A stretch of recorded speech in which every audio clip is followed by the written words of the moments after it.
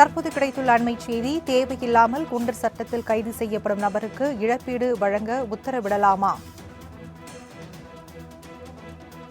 என நீதிமன்றம் கேள்வி எழுப்பியிருக்கிறது. குண்டர் சட்டம் தொடர்பான வழக்கில் தமிழக அரசுக்கு சென்னை உயர்நீதிமன்றம் கேள்வி எழுப்பியிருக்கிறது.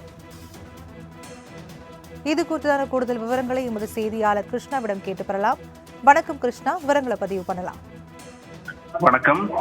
குண்டர் சட்டத்தில் கைது செய்யப்படும் உத்தரவுகளை ரத்து செய்ய கோரும் மனுக்களை சென்னை உயர்நீதிமன்ற நீதிபதிகள் எஸ்.எம். சுப்பிரமணியம் மற்றும் நீதிபதி சிவஞானம் அமர்வில் விசாரணைக்காக எடுத்துக் கொள்ளப்பட்டது.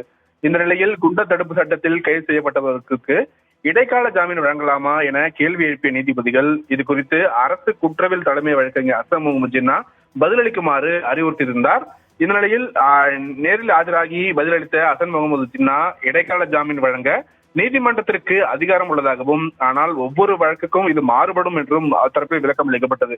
அப்போது குறுக்கிட்ட நீதிபதிகள் தேவையில்லாமல் குண்டர் சட்டம் பயன்படுத்துவதாகவும், தேவையில்லாமல் குண்டர் சட்டத்தில் கைது செய்யப்படும் நபருக்கு இழப்பீடு வழங்க உத்தரவிடலாமா என்று கேள்வி ஒன்றை எழுப்பினார். இதற்கு பதிலளித்த அசன் முகமது ஜின்னா அவ்வாறு எதுவும் உத்தரவு பிறப்பிக்க வேண்டாம் என கோரிக்கை விடுத்தார்.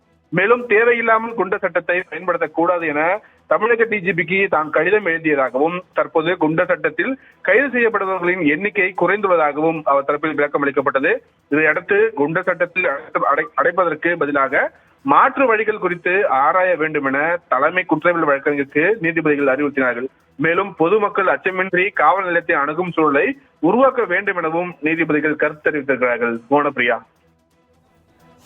விவரங்களுக்கு நன்றி கிருஷ்ணா.